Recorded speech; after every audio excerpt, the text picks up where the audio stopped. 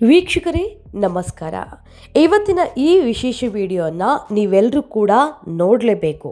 ಯಾಕಂದರೆ ಎಲ್ಲ ನಾಗರಿಕರು ತಲೆಯನ್ನು ತಗ್ಸುವಂಥ ವಿಚಾರ ಇದು. ಯಾಕಂದರೆ ನೋಡ್ತಾ ಇದ್ವಿ ನಾವು ಎಲೆಕ್ಷನ್ ಸಂದರ್ಭದಲ್ಲಿ ಎಲ್ರಿಗೂ ರಜೆ ಕೊಟ್ಟಿರ್ತಾರೆ, ಎಲ್ಲರೂ ವೋಟ್ ಹಾಕಬೇಕು. ಆದರೆ ಹಾಕದೆ ನಾವು ತಪ್ಪಿಸ್ಕೊಳ್ತೀವಿ. ಅದರಿಂದ ಏನೆಲ್ಲ ಆಗ್ತಾ ಇದೆ, ಏನೆಲ್ಲ ನಡೆದಿದೆ ಅದ್ರ ಬಗ್ಗೆ ಒಂದು ಚಿಕ್ಕ ವರದಿಯನ್ನು ನಾವು ಇವತ್ತಿನ ಈ ವಿಡಿಯೋದಲ್ಲಿ ನೋಡ್ತಾ ಹೋಗೋಣ.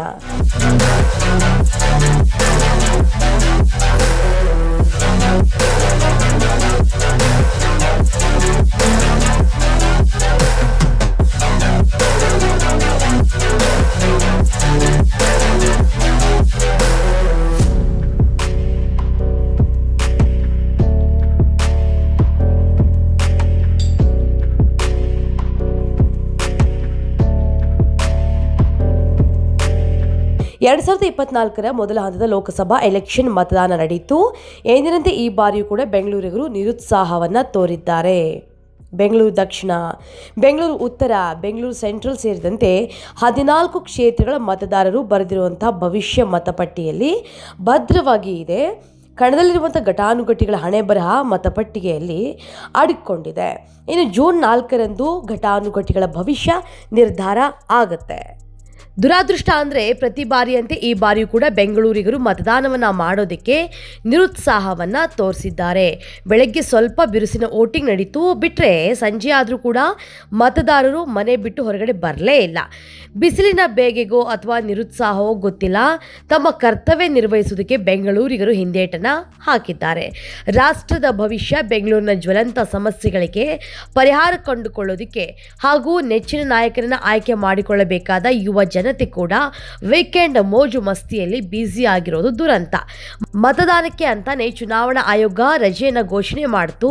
ಆದರೆ ಶನಿವಾರ ಆಗಿರೋದ್ರಿಂದ, ಭಾನುವಾರ ಬಂದಿರೋದ್ರಿಂದ ಹಾಲಿಡೇನ ಎಂಜಾಯ್ ಮಾಡೋದಕ್ಕೆ ಜನ ಪ್ಲ್ಯಾನ್ ಅನ್ನು ಮಾಡಿಕೊಂಡಿದ್ದು ದುರಾದೃಷ್ಟಕರ ವಿಚಾರ. ಇದರಿಂದ ಬೆಂಗಳೂರಿನ 3 ಕ್ಷೇತ್ರದಲ್ಲಿ ನಿರೀಕ್ಷಿತ ಮಟ್ಟಕ್ಕೆ ವೋಟಿಂಗ್ ನಡೆದಿಲ್ಲ. ಮತದಾನ ಮಾಡಿ ಅಂತ ಚುನಾವಣಾ ಆಯೋಗ ಕೈಗೊಂಡ ಅಭಿಯಾನಗಳೆಲ್ಲವೂ ಕೂಡ ವ್ಯರ್ಥವಾಗಿದೆ. ಇನ್ನು ಬೆಂಗಳೂರು ಸೆಂಟ್ರಲ್ನಲ್ಲಿ ಮನ್ಸೂರ್ ಅಲಿ ಖಾನ್ ಹಾಗೂ PC ಮೋಹನ್ ನಡುವೆ ಜಿದ್ದಾಜಿದ್ದಿ ಎಲೆಕ್ಷನ್ ನಡೀತಿತ್ತು. ಮೋದಿ ಅಲೆ ವರ್ಸಸ್ ಗ್ಯಾರಂಟಿ ಅಲೆ ಮೇಲೆ ನಡೆದಿರುವಂಥ ಎಲೆಕ್ಷನ್ ಇದಾಗಿದೆ. ಈ ಬಾರಿ PC ಮೋಹನ್ಗೆ ಟಕ್ಕರ್ ಕೊಡೋದಕ್ಕೆ ಕಾಂಗ್ರೆಸ್ ಅಭ್ಯರ್ಥಿ ಮನ್ಸೂರ್ ಅಲಿ ಖಾನ್ ಹಾಗೂ ಕೈ ನಾಯಕರು ಭಾರಿ ರಣತಂತ್ರವನ್ನು ರೂಪಿಸಿದ್ರು. ಇಬ್ಬರು ಅಭ್ಯರ್ಥಿಗಳಿಂದ ಅಖಾಡದಲ್ಲಿ ಭರ್ಜರಿ ತಾಲೀಮು ನಡೆದಿದೆ. 2009ರಿಂದ ಇಲ್ಲಿ ಸತತವಾಗಿ ಬಿಜೆಪಿ ಅಭ್ಯರ್ಥಿ PC ಮೋಹನ್ ಗೆಲುವು ಸಾಧಿಸಿಕೊಂಡು ಬರ್ತಾ ಇದ್ದಾರೆ. ಲೋಕಸಭಾ ಕ್ಷೇತ್ರದಲ್ಲಿ 22,04,817 ಮತದಾರರು ಇದ್ದಾರೆ. ತಮಿಳು ಹಾಗೂ ಅಲ್ಪಸಂಖ್ಯಾತ ಮತಗಳೇ ಇಲ್ಲಿ ನಿರ್ಣಾಯಕ ಅಂತ ಹೇಳ್ಬೋದು. ಇನ್ನು 6 ಲಕ್ಷ ತಮಿಳುಗರು, 5 ಲಕ್ಷ ಮುಸ್ಲಿಂ, 2 ಲಕ್ಷ ಕ್ರೈಸ್ತ ಮತಗಳಿದ್ದಾವೆ. ಇನ್ನು ಬಲಿಜ, ಕುರುಬ, ಮಡಿವಾಳ, ತಿಗಳ, ಗೊಲ್ಲ ಸೇರಿ 6 ಲಕ್ಷ OBC ಮತಗಳಿದ್ದಾವೆ. ಇನ್ನು ಬೆಂಗಳೂರು ಉತ್ತರಕ್ಕಾಗಿ ಶೋಭಾ ಕರಂದ್ಲಾಜೆ, ಪ್ರೊಫೆಸರ್ ರಾಜೀವ್ ಗೌಡ ನಡುವೆ ಭಾರೀ ಪೈಪೋಟಿ ನಡೆದಿದೆ. ಇಲ್ಲಿ 10 ಲಕ್ಷ ಮತದಾರರಿರುವಂಥ ಒಕ್ಕಲಿಗ ಸಮುದಾಯವೇ ನಿರ್ಣಾಯಕ. ಇಬ್ಬರು ಕೂಡ ವಲಸಿಗರಾಗಿರೋದ್ರಿಂದ ಕುತೂಹಲವನ್ನು ಹೆಚ್ಚಿಸಿದೆ. ಯಾರ ಪರ ಮತದಾನ ಪ್ರಭು ಒಲವನ್ನು ವ್ಯಕ್ತಪಡಿಸ್ತಾನೆ ಅನ್ನೋದನ್ನು ಜೂನ್ 4ರಂದು ನಾವೆಲ್ಲ ತಿಳ್ಕೋಬೇಕಾಗುತ್ತೆ. ಇನ್ನು 31,74,098 ಮತದಾರರನ್ನು ಹೊಂದಿರುವಂಥ ಅತಿ ದೊಡ್ಡ ಕ್ಷೇತ್ರ ಬೆಂಗಳೂರು ಉತ್ತರ ಲೋಕಸಭಾ ಕ್ಷೇತ್ರ. ಕಳೆದ 4 ಚುನಾವಣೆಗಳಿಂದ ಬಿಜೆಪಿ ಬಲಿಷ್ಠ ಹಿಡಿತವನ್ನು ಹೊಂದಿದೆ ಈ ಭಾಗದಲ್ಲಿ. ಹಾಗಂತ ಕಾಂಗ್ರೆಸ್ಗೇನು ನೆಲ ಕಚ್ಚಿಲ್ಲ. 7 ಲಕ್ಷ SC ST, 5 ಲಕ್ಷ ಕುರುಬ, 4 ಲಕ್ಷ ಇತರ ಹಿಂದುಳಿದ ಅಲ್ಪಸಂಖ್ಯಾತ ಮತಗಳನ್ನು ಕಾಂಗ್ರೆಸ್ ನಾಯಕರು ಹಗಲು ಇರುಳು ಓಲೈಕೆಯನ್ನು ಮಾಡಿದ್ದಾರೆ ಈ ಬಾರಿ. ಅಷ್ಟೇ ಅಲ್ಲ ರೀ, ಈ ಗ್ಯಾರಂಟಿಗಳ ಅಂಡರ್ ಕರೆಂಟ್ ಆಗಿ ಕೆಲಸ ಮಾಡ್ತಾ ಇರೋದ್ರಿಂದಾಗಿ ಬಿಜೆಪಿಗೂ ಕೂಡ ಈ ಬಾರಿ ಆತಂಕ ಈ ಭಾಗದಲ್ಲಿ ಶುರುವಾಗಿದೆ. ಇನ್ನು ಚಾಮರಾಜನಗರ ಕ್ಷೇತ್ರ ವ್ಯಾಪ್ತಿಯ ಮತಗಟ್ಟೆಯ ಮೇಲೆ ಕಲ್ಲು ತೂರಾಟ, ಕೆಲವೆಡೆ ಮತದಾನ ಬಹಿಷ್ಕಾರ, ಹಾಸನದಲ್ಲಿ ಕಾಂಗ್ರೆಸ್ JDS ಕಾರ್ಯಕರ್ತರಿಂದ ಪರಸ್ಪರ ಬಡಿದಾಟಕೊಂಡಿರುವಂಥದ್ದು, ಕೆಲವೊಂದು ಅಹಿತಕರ ಘಟನೆಗಳು ನಡೆದಿರುವಂಥದ್ದು, ಮತದಾರರ ಪಟ್ಟಿಯಲ್ಲಿ ಹೆಸರಿಲ್ಲ ಅನ್ನುವಂಥ ಸಾಮಾನ್ಯ ದೂರುಗಳು ಈ ಸಾರಿ ಹೆಚ್ಚಾಗಿ ಕೇಳಿ ಬಂದಿಲ್ಲ. ಇನ್ನು ಬಿಸಿಲಿನ ತೀವ್ರತೆ ನಡುವೆ ಕೂಡ ಮತಗಟ್ಟೆಗಳಲ್ಲಿ ಮತದಾನಕ್ಕೆ ಉತ್ಸಾಹ ಕಂಡು ಬಂತು. ಒಂದಿಷ್ಟು ಕಡೆ ವಯಸ್ಸಾದವರು ಸೇರಿ ಬಹಳಷ್ಟು ಮಂದಿ ಬಿಸಿಲು ಏರುವ ಮುನ್ನ ಬೆಳಗ್ಗೆ ಮತದಾನವನ್ನು ಮಾಡಿ ಮುಗಿಸ್ಬಿಟ್ಟಿದ್ರು. ಯುವ ಮತದಾರರು ಮೊದಲ ಸಲ ಮತವನ್ನು ಚಲಾಯಿಸುವುದಕ್ಕೆ ಉತ್ಸಾಹವನ್ನು ತೋರಿಸಿದ್ರು. ರಾಜ್ಯದಲ್ಲಿ 14 ಕ್ಷೇತ್ರಗಳಲ್ಲಿ 69.23% ಪ್ರಮಾಣದ ಮತದಾನ ನಡೆದಿದೆ. ಅದರಲ್ಲೂ ಅತಿ ಹೆಚ್ಚು ಮತ ಚಲಾವಣೆಯಾದ ಕ್ಷೇತ್ರ ಅಂದರೆ ಅದು ಮಂಡ್ಯ ಕ್ಷೇತ್ರ. ಸಕ್ಕರೆ ನಾಡಿನಲ್ಲಿ ಬರೋಬ್ಬರಿ 81.48% ಮತ ಚಲಾವಣೆ ಆಗಿದೆ. ಇನ್ನು ಅತಿ ಕಡಿಮೆ ಮತ ಚಲಾವಣೆಯಾದ ಕ್ಷೇತ್ರ ಅಂದರೆ ಅದು ಬೆಂಗಳೂರು ಸೆಂಟ್ರಲ್ 52.81% ಮತ ಚಲಾವಣೆ ಆಗಿದೆ. ಬಿರು ಬಿಸಿಲಲ್ಲೂ ಕೂಡ ಲೆಕ್ಕಿಸದೆ ಜನ ಅತಿ ಹೆಚ್ಚು ಉತ್ಸಾಹದಿಂದ ತಮ್ಮ ಹಕ್ಕನ್ನು ಚಲಾಯಿಸುವುದಕ್ಕೆ ತಮ್ಮ ಮತಗಟ್ಟೆಗಳ ಬಳಿಗೆ ಆಗಮಿಸಿದರು. 14 ಕ್ಷೇತ್ರಗಳ ಮತದಾರರು ಬರೆದಿರುವಂಥ ಭವಿಷ್ಯ ಮತಪಟ್ಟಿಯಲ್ಲಿ ಭದ್ರವಾಗಿದೆ. ಅದರ ಜೊತೆಗೆ ಇನ್ನೊಂದು ಮುಖ್ಯವಾಗಿರೋ ವಿಚಾರವನ್ನು ಇವತ್ತು ನಾನು ನಿಮಗೆ ಹೇಳ್ತಾ ಹೋಗ್ತೀನಿ.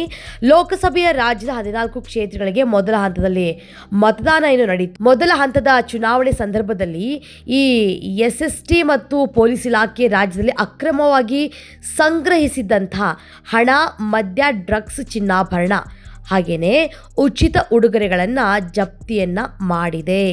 ಈ ಸಂಬಂಧ 2172 ಪ್ರಕರಣಗಳು ದಾಖಲಾಗಿದ್ದಾವೆ. ಅಬಕಾರಿ ಇಲಾಖೆ 3098 ಹಿಜನ್ ಪ್ರಕರಣಗಳನ್ನು ದಾಖಲು ಮಾಡಿಕೊಂಡಿದೆ. ಲೈಸೆನ್ಸ್ ಉಲ್ಲಂಘನೆ ಮಾಡಿದ್ದಕ್ಕೆ 4789 ಪ್ರಕರಣ. ಹಾಗೆಯೇ NDPS ಕಾಯ್ದೆ ಅಡಿ 177 ಸೆಕ್ಷನ್ 15 ಅಡಿ 28,299 ಪ್ರಕರಣಗಳು ದಾಖಲಾಗಿವೆ. ಅಧಿಕಾರಿಗಳು ಒಟ್ಟು 1916 ವಾಹನಗಳನ್ನು ಜಪ್ತಿ ಮಾಡಿಕೊಂಡಿದ್ದಾರೆ. ಇನ್ನು ಆದಾಯ ತೆರಿಗೆ ಇಲಾಖೆ ಅಧಿಕಾರಿಗಳು ಚಿಕ್ಕಬಳ್ಳಾಪುರ ಲೋಕಸಭಾ ಕ್ಷೇತ್ರದ ವ್ಯಾಪ್ತಿಯ ಯಲಹಂಕದ ಮಾದನಾಯಕನಹಳ್ಳಿ ಬಳಿ 4.80 ಕೋಟಿ ರೂಪಾಯಿ ಜಪ್ತಿ ಮಾಡಿದ್ದಾರೆ. FST ತಂಡ ಬೆಂಗಳೂರು ದಕ್ಷಿಣ ಲೋಕಸಭಾ ಕ್ಷೇತ್ರ ವ್ಯಾಪ್ತಿಯ ಕೋರಮಂಗಲದಲ್ಲಿ 18.82 ಲಕ್ಷ ರೂಪಾಯಿ, ಕೋಲಾರ ಲೋಕಸಭಾ ಕ್ಷೇತ್ರ ವ್ಯಾಪ್ತಿಯ KGFನ ಬೇತಮಂಗಲದಲ್ಲಿ 47.56 ಲಕ್ಷ ಹಣವನ್ನು ವಶಕ್ಕೆ ಪಡೆದುಕೊಂಡಿದ್ದಾರೆ. ಅದಲ್ಲದೆ ಮೈಸೂರಿನ ಕಾಳಿದಾಸನ ಹುಂಡಿ ಚೆಕ್ಪೋಸ್ಟ್ನಲ್ಲಿ 81.90 ಲಕ್ಷ, ಬೆಂಗಳೂರಿನ ರಾಯನ್ ಸರ್ಕಲ್ ಚೆಕ್ಪೋಸ್ಟ್ನಲ್ಲಿ 20 ಲಕ್ಷ, ಉಡುಪಿ ಜಿಲ್ಲೆ ಕುಂದಾಪುರದಲ್ಲಿ 43.34 ಲಕ್ಷ ಹಣ ಜಪ್ತಿ ಆಗಿದೆ. ರಾಜ್ಯದ ಮೊದಲ ಹಂತದಲ್ಲಿ 14 ಲೋಕಸಭಾ ಕ್ಷೇತ್ರಗಳಿಗೆ ಮತದಾನ ನಡೆಯಿತು. ಘಟಾನುಘಟಿ ನಾಯಕರು ಸೇರಿದಂತೆ 247 ಅಭ್ಯರ್ಥಿಗಳ ರಾಜಕೀಯ ಭವಿಷ್ಯ ಮತಪೆಟ್ಟಿಗೆಯನ್ನು ಸೇರಿದೆ. ಮೊದಲ ಹಂತದ ಮತದಾನ 69% ಮತದಾನ ಆಯಿತು. ಎರಡನೇ ಹಂತದಲ್ಲಿ ಮತದಾನ 7ನೇ ತಾರೀಕಿದೆ. ಸೊ ನೋಡಬೇಕು ಎಷ್ಟು ಮಟ್ಟಕ್ಕಾಗುತ್ತೋ ಗೊತ್ತಿಲ್ಲ. ಹಾಗೆಯೇ ಈ ಬೆಂಗಳೂರಿನ ಸದ್ದುಗುಂಟೆಪಾಳ್ಯದ ಮತಗಟ್ಟೆ ಸಂಖ್ಯೆ 91, 92, 93, 94 ಬಳಿ ನೀತಿ ಸಂಹಿತೆ ಉಲ್ಲಂಘಿಸಿದ ಬಿಜೆಪಿ ಹಾಗೂ ಕಾಂಗ್ರೆಸ್ ಕಾರ್ಯಕರ್ತರ ವಿರುದ್ಧ BBMP ಅಧಿಕಾರಿ ಶ್ರೀನಿವಾಸ್ ಹಾಗೂ ಪೊಲೀಸ್ ಸಿಬ್ಬಂದಿ ಚಂದ್ರಶೇಖರ್ ನೀಡಿದ ದೂರಿನ ಅನ್ವಯ NCR ದಾಖಲಾಗಿವೆ.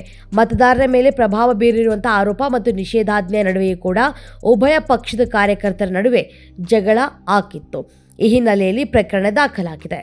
ಸೊ ಒಟ್ಟಾರೆಯಾಗಿ ಎಲೆಕ್ಷನ್ ಬಗ್ಗೆ ಹೇಳಬೇಕು ಅಂದರೆ ಕರ್ನಾಟಕದಲ್ಲಿ ಲೋಕಸಭಾ ಚುನಾವಣೆ ಮೊದಲ ಹಂತದ ಮತದಾನ ಸಂಪೂರ್ಣ ಆಗಿದೆ. ಅದರಂತೆ ರಾಜ್ಯದಲ್ಲಿ ನಿನ್ನೆ ಒಂದೇ ದಿನ ಚುನಾವಣಾ ಅಕ್ರಮ ಸಂಬಂಧ 2172 ಪ್ರಕರಣಗಳು ದಾಖಲು ಆಗಿವೆ. ಇನ್ನು ಕಣದಲ್ಲಿರುವಂಥ ಘಟಾನುಘಟಿಗಳ ಹಣೆಬರಹ ಮತಪಟ್ಟಿಗೆಯಲ್ಲಿ ಸೇಫ್ ಆಗಿದೆ. ಜೂನ್ 4ರಂದು ಏನಾಗುತ್ತೆ ಹಣೆಬರಹ ಗೊತ್ತಾಗುತ್ತೆ. ಸೊ ಇದಿಷ್ಟು ನಿನ್ನೆಯ ಚುನಾವಣೆಯ ಹೈಲೈಟ್ಸ್.